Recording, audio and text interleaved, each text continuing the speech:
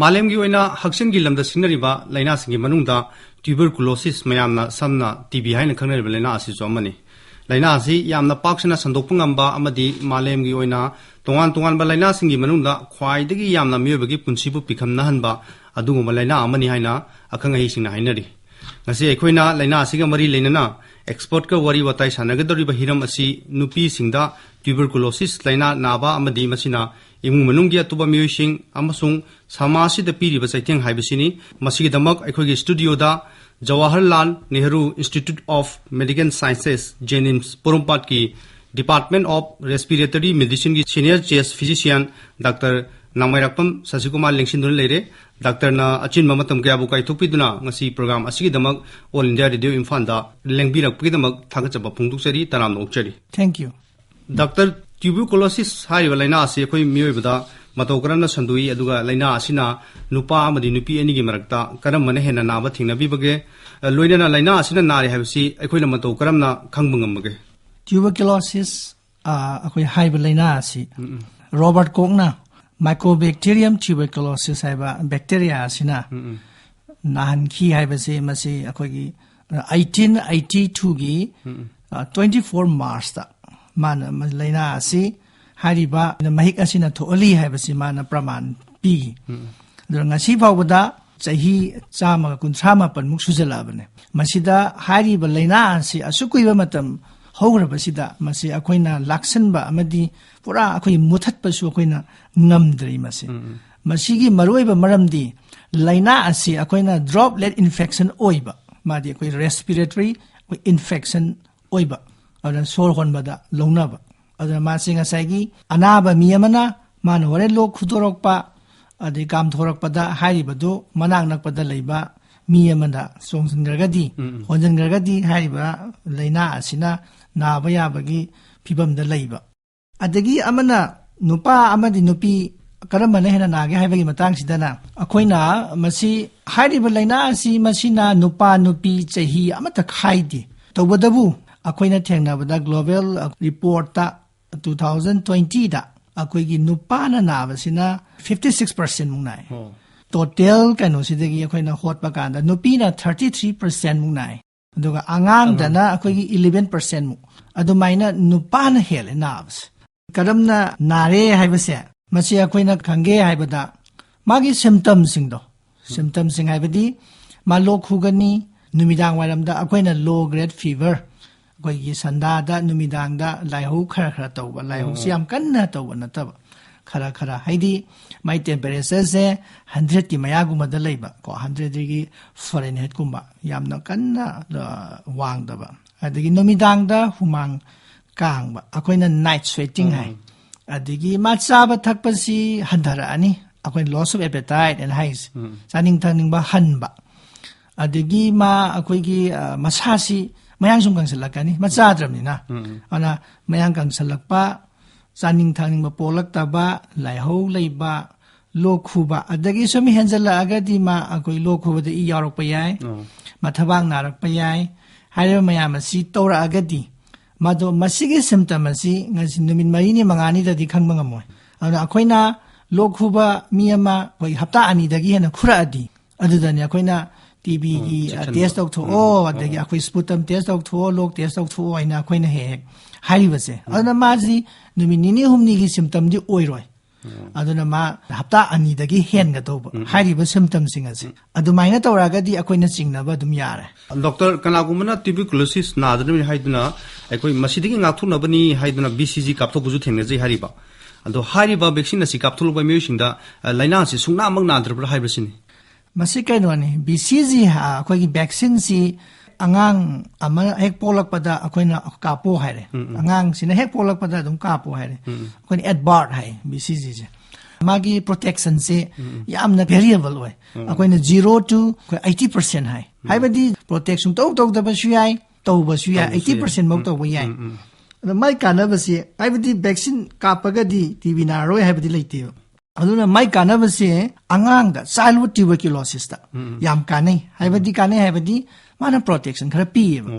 angang sina naraga su akoi yam serious weba ꯑꯩꯈꯣꯏꯒꯤ disseminated TB ꯀꯥꯏꯅ ꯍꯦꯛꯇ ꯁꯟꯗꯣꯛꯄ ꯍꯛꯆꯥꯡ ꯄꯨꯝꯕ brain ꯌꯧꯕ ꯑꯩꯈꯣꯏ TB meningitis ꯑꯗꯨꯒꯨꯝꯕꯗꯒꯤ ꯉꯥꯛꯊꯣꯛꯄ ꯉꯝꯃꯤ ꯑꯉꯥꯡꯗꯗꯤ ꯃꯁꯤ ꯑꯉꯥꯡꯗꯗꯤ ꯀꯥꯟꯅꯩ ꯍꯥꯏꯕꯁꯤꯃꯗꯤ ꯑꯩꯈꯣꯏꯅ ꯈꯪꯉꯦ ꯑꯗꯨꯒ ꯑꯍꯟꯗꯗꯤ ꯃꯁꯤꯒꯤ ꯀꯥꯟꯅꯐꯝꯁꯦ ꯏꯔꯩ ꯂꯩꯇꯦ ꯑꯗꯨꯅ ꯃꯁꯤ ꯃꯔꯨꯑꯣꯏꯅ ꯑꯩꯈꯣꯏꯅ encourage ꯇꯧꯔꯤꯁꯦ BCG ꯀꯥꯞꯄꯤꯌꯨ ꯍꯥꯏꯗꯅ ꯃꯁꯦ ꯑꯩꯈꯣꯏ ꯉꯁꯥꯏꯒꯤ childhood TB ꯁꯦ protection ꯇꯧꯅꯕ ꯑꯉꯥꯡꯕꯨ TB ꯅ ꯅꯥꯕꯗꯒꯤ or ꯁꯤꯕꯗꯒꯤ ꯀꯟꯅꯅꯕꯒꯤ ꯌꯥꯝ ꯅꯨꯡꯉꯥꯏꯖꯩ ꯗꯣꯛꯇꯔ ꯑꯩꯈꯣꯏꯒꯤ BCG ꯀꯥꯞꯊꯣꯛꯄꯁꯤ ꯃꯔꯨꯑꯣꯏꯅ ꯑꯉꯥꯡꯁꯤꯡꯒꯤ ꯑꯣꯏꯅꯗꯤ ꯍꯥꯏꯔꯤꯕ ꯂꯩꯅꯥꯁꯤ ꯊꯦꯡꯅꯅꯕ ꯍꯣꯠꯅꯕꯗ ꯅꯥꯗꯅꯕ ꯍꯣꯠꯅꯕꯗ ꯑꯆꯧꯕ ꯃꯇꯦꯡ ꯑꯣꯏ ꯍꯥꯏꯕꯗꯨ ꯗꯣꯛꯇꯔꯅ ꯐꯖꯅ ꯇꯥꯛꯄꯤꯔꯦ ꯃꯈꯥ ꯇꯥꯕ ꯋꯥꯍꯪ ꯑꯁꯤ ꯑꯩꯈꯣꯏꯒꯤ TB ꯂꯩꯅꯥ ꯑꯁꯤ ꯅꯥꯕ ꯃꯤꯑꯣꯏ ꯈꯨꯗꯤꯡꯃꯛꯁꯤ ꯂꯥꯌꯦꯡꯗꯨꯅ ꯃꯥꯒꯤ ꯄꯨꯟꯁꯤꯁꯦ ꯀꯟꯕ ꯉꯝꯗꯕ꯭ꯔꯥ ꯑꯗꯨꯒ TB ꯂꯩꯅꯥꯅ ꯑꯩꯈꯣꯏꯒꯤ ꯍꯛꯆꯥꯡꯗ ꯁꯣꯜꯂꯤꯁꯤ ꯀꯔꯤ ꯀꯔꯤꯅꯣ ꯗꯣꯛꯇꯔ ꯑꯗꯨꯒ ꯂꯣꯏꯅꯅ ꯂꯩꯅꯥ ꯑꯁꯤꯅ ꯌꯥꯝꯅ ꯂꯥꯏꯅ ꯅꯥꯕ ꯉꯝꯍꯜꯂꯤꯕ ꯃꯤꯑꯣꯏ ꯀꯥꯡꯂꯨꯞ ꯍꯥꯏꯔꯤꯕ ꯃꯤꯑꯣꯏ ꯀꯥꯡꯂꯨꯞꯁꯤ ꯀꯔꯝꯕ ꯑꯣꯏꯕ ꯌꯥꯏ TB na ihan hana naraba koi first case natraga new case hare anouba new case mapunji dangta nagidriba mase koina chama da chama makoi je akoina fan bangame hidak ningthijana charaga koi gi program gi hidak se tha tar gi chathoga irai laina fan bangame sang naina charaga di karigumba mana hanjan naragadi di mangonda ngasai gi koi MDR ina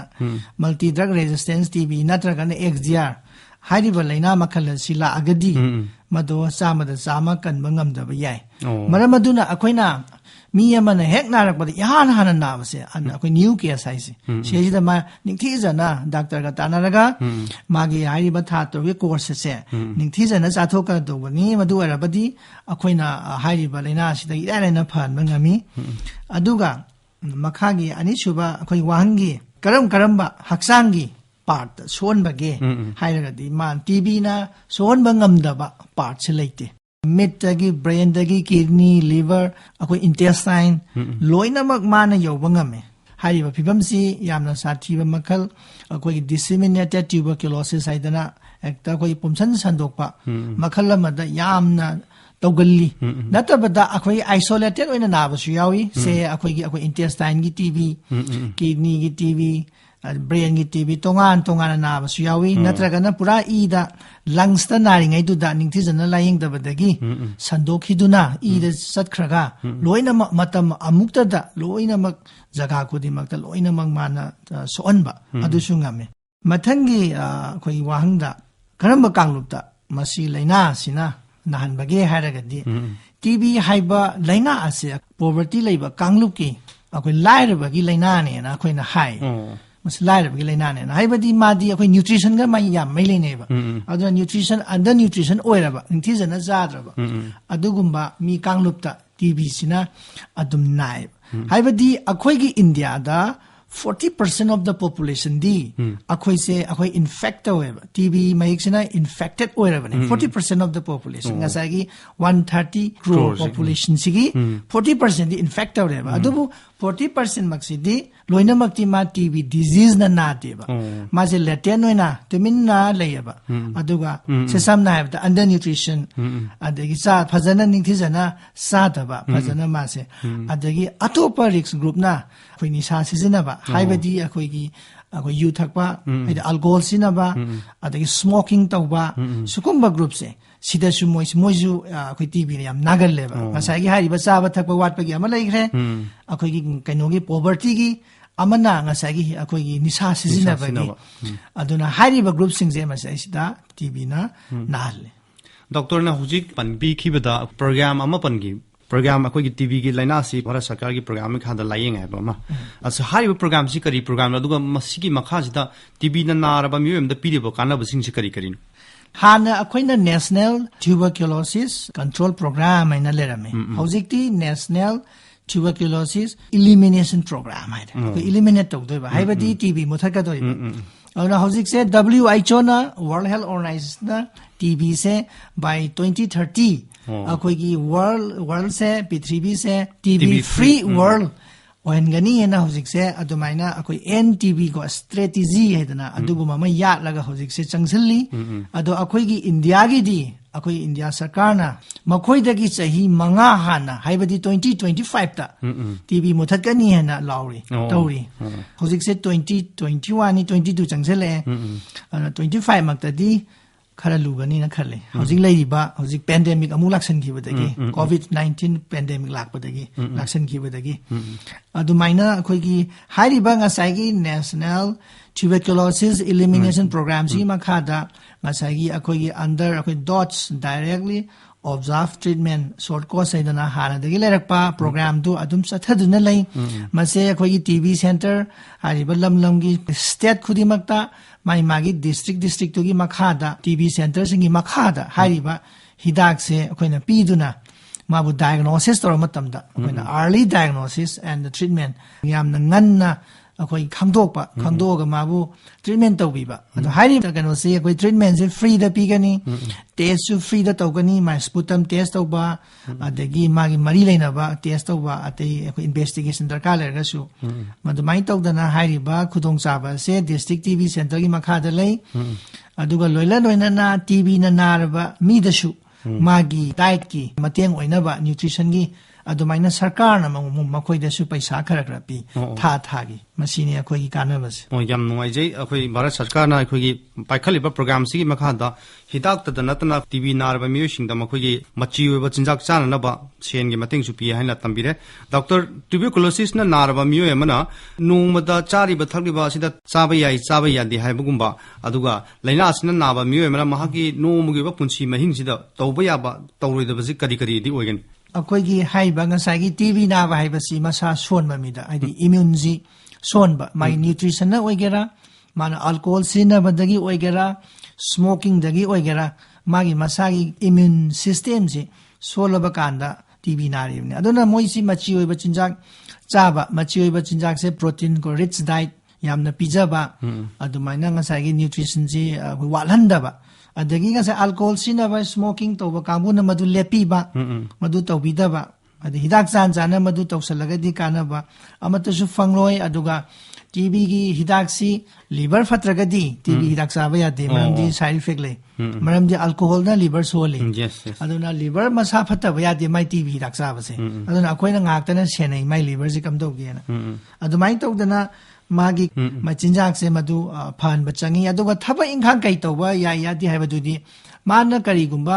मसा से कल्लगदी कन बाइना अखोइ TB नाबदसु मसा कन मी मयाम अमले लोक खुरगा अखोइ ई ओए ई थ्वेना लाकपसी मसा इकन gun लाकप याव अखोइना डायग्नोसिस अदुम तौबा टीबी अदा मा थबा इंखां अदुम सरपे आई मा अखोइ ऑफिस काबा याय मा अदुम डेली एक्टिविटीज मानि मसासिना कल्लगदी तबदबु मा मार्क्स से होजिति यामने अवेयर ओइरे कोविड पेंडेमिक लाकपदगी N95 मार्क्स कुंबा अमा उपफै मरमदि मदु मिंगोन द ट्रांसमिट तौदनबा अदुगा यामना सोनबा यामना वीक ओइबा याम सिवियर याम सीरियसली इल ओइबा अदुगुंबदुदि अखोइना रेस्ट संगे पोथाबा ताबनी मसादुना कंद्रिबा फाउदी मा चत्तबा ताबनी अदुनी मागी तौबा याबा यादबा हाइबसे मागी एक्टिव वर मसादुना कल्लगदी स्ट्रेंथ लेरगदी नॉर्मल एक्टिविटीज तौबदा कैसु काइबा लेते याम नुवाइजरे डॉक्टर मखाताबा वांगजी भारतता ट्यूबरकुलोसिस लैनाना नाहनबी फिल्म सी करम मोंगदा हौजिक फाउंदा लेरी अदुगा मणिपुरगी वेनसु लैना सिना सोलिबा सिगी मतांगदा खितंग हाइबिरमु WHO की मोगी अखोइ ग्लोबल टीबी रिपोर्ट ता 2020 दा टोटल अखोइ एस्टिमेटेड टीबी इंसिडेंट से अराउंड 10 million ओएबा मालेमगी ओइना मदो अखोइ एस्टिमेट निको अदो ngasai रिपोर्ट तोरकपति 5.8 million तोएबा अबना मिसिंग याव युजिक मिसिंग याव येबा मसे अखोइ रिपोर्ट तौदबा हाइदि टीबी नारगा थोलक्तबा अदो मिसिंग याव ये अदमाइ तौदना हाइरिबा ngasai टोटल अखोइ एस्टिमेटेड टीबी नारि से 10 million सौरांगना 9.9 हाइ हाइरिबा सिदा इंडिया की कंट्रीब्यूशन हाइ तारे 26% ने largest burden जी अखोइ इंडिया द लेबा हाइदि 26% ले याम थि यामे अदुदि सरुक मरी थोकबगी अमदगी हेले याम चाउंगना अखोइ burden जी पुरीबा अदुनि हौजि अखोइगी इंडिया की लेबा कैनो से अदुमाइना रिपोर्टिंग तौबजा वाटपा मिसिंग होइबा सिदगी नेबा अखोइना टीबी जे मुथत पंगमद्रि से मिसिंग होइबा दुना मा सम स्प्रेड तौ स्टेट वाइज पीबदुदा अखोइ मणिपुर की से 2019 दा 2553 का report तौए masi layeng badi layeng ba aduga masi ngasai report tawdaba adu na oiram gadra in khalle maramdi ngasai gi 0.11% gatam oire ba akoi kana country gi oina akoi national kaino de yeng basida contribution aduna ngasai gi mase reporting je masi kara niam rain khalle masi akoi hanjan na masi amtang masi yeng ba chan rain khalle yam ngai je doctor akoi hojik akoi nupi singda tuberculosis na nabai matang sida laksege World Health Organization piba report ki matungina akoi gi chahi 15 dagi 94 phawbada leba nupi singda tongan ba laina singna naduna si khibising gi manungda tuberculosis asi taruk sub laina ni haibase akoi tajai maramaduna nupi singna hariba laina asidegi nadana ba kari karamba chekshin thorang lokapa matok tai tuberculosis se asyeng badi 13 leading cause of death neba aduga first leading cause of death mahik na sian badadi TB na sian masine en heleba first leading cause of akoi death neba adubu covid pandemic lakpadagi di covid na fasien greba adi covid tinga si 5.3 million si greba aduga akoi gi last in 2020 da tuberculosis na sian basina 1.3 million neba aduga covid ti 5.3 million yo reba aduba hana covid laitringai dadi TB na number 1 killer disease neba id following and akoi infection masi nupada na hena nai so high grade asai 56% adagi nupi da 33% hari banga sai gi nupi da percentage do or asuk nai hai do maru hoina poverty ga mai lena bane ado maru hoina magi immunity do ga mai lena bane ai di cha ba thak ba ga loi mai lene adagi amana akoi kana gumada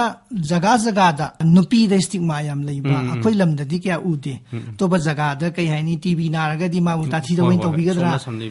adumaina lot pa khot ba adum yaw ba jane mase country atoba da adumain to da na magi delayed diagnosis akoi TB gi di early diagnosis and treatment ne ador di ma sandok ta namne and delay tor di matang sandok ki da na adu ne ba ngasi TB gi akoi muthat ngam dri se amana child bearing period se itrang adagi na 49 guy se masai sida masi akoi gi nutrition ji hegalan machange ba kwai maru madi nutrition wala kanda ne ba TB na do se TB di already ai nga hai sanga ga dum leiba dum yae ba ado ma nga sagi masa son mangai ba ngai ba gum ne ba masi akoi opportunity ngai ba ngasai gi chaba thak basi ma ngasai gi pregnant oira ga di chaba thak hengatab ya ba ado ga di laira ba lam da di hari ba mayam di chaba thak ba ngamdre ado ga di manna ba gi chan sang wange ba yang wange ba aduna adu ni ngasi gi nupi da hena na ba si hari ba child bearing period na ba di hen ba gi chan sang wange aduna masi ju akoi gi nutrition ga amna mai le ne plus ngasai gi hari ba alcohol sina ba to ba lam countries da adigi cannot smoking to ba adu ba di common oi he adu ga ngasai gi nutrition ne amane atoba wang si doctor tuberculosis na nabu nupi mana pulakpa magi masase da laina asina kari di shon balai aduga kari gumba nupi ama imung ama da laina asina nare haibasi khanglaba taraga di maga loinari ba imung nungi myo singje masina kari chiksin thorang lokhot kani aduga anaba myo duga hariba myo singdu mato karamna loina bigani miron minupi sina ibinara gadi mana ningthi jana ma se treatment tawdraba phajana magi nutrition je maintain tawdraba adorga di polaga doriba angang se low birth weight yam oigalle angang se akoi gi magi sugadoba mai arumba do sudaba adoi di arumba sudaba angang di yam nagalle moi ko pneumonia ne yam toy nagalli angang je low birth weight se dagi yamna rare condition da mana ngasai gi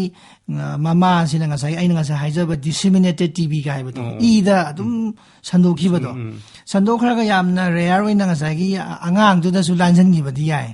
du yamna akoi gi tang yamna rare oiba condition ni common oiba di ngasai gi haibado akoi low birth weight se makha tar ba question da na nupi sina TB na matamda ngasai gi kaya maru age bu nupi se angang chele su khalase ba angang macha se ma se best fitting to we na khalase angang chahi ma natra tha mangangi adoi di ma si TB mahik se yaure positive we re 1+2+ kai le 3+ kai na mahik se jabak yaure ba angang se pue angang pue angang je akhoi gi di hai khoi na hai nei mayam loin khang nei duni breastfeeding se yam maru we na breastfeeding je akhoi na bottle feeding da gi di breastfeeding ni yam he na maru we je ado nga sa gi mama se positive we re putam test ta boda su positive we re ado di macha se ka mai tham ga ni khwa ya na ma da ado akhoi na hai je breastfeeding se sugi matik maru oi bai babu breastfeeding to halu hai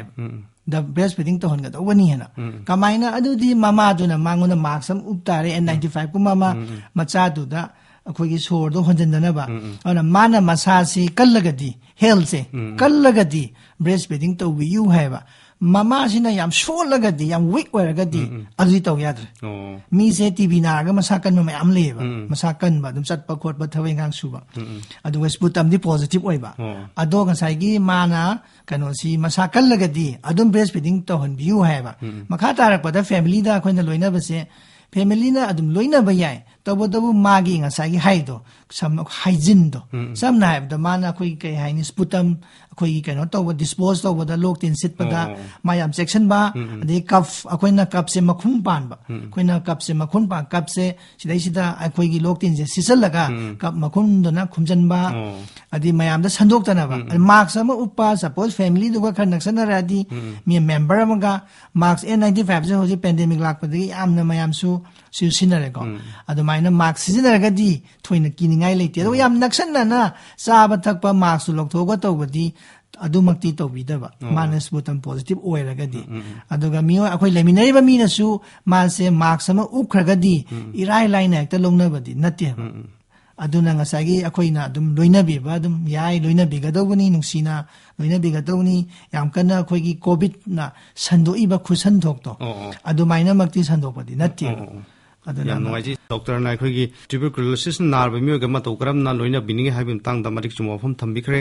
hojik lai ba wahong si tuberculosis na nar ba miyo ma da akhoi gi doctor sing na thari ba hidak sing chi karang param makhan gi oibano masi chang nai na chawa gi darka ji leibra aduga akhoi na tab da laina asida akhoi gi multi drug resistant amadi extensively drug resistance haiba am juta jai ani ji gi khena busina karin doctor tuberculosis na nar ba miyo amada akoina piriba ngasai gi high program gi makhada piriba dots the directly observed treatment short course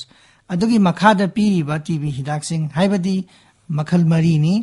rifampicin isoniazid pyrazinamide and akoi ethambutol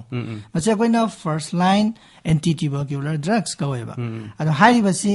akoina chaga dobani tha taruk fazana ningthijana chang naina chaga dawani masibu chang naina charaba adoragadi ngasagi multi drug resistance adagi akoina MDR TB adagi extensively drug resistant TB XDR TB hariba asugumba laina ase sulang lawe mana first line drug se ningthijana chadraba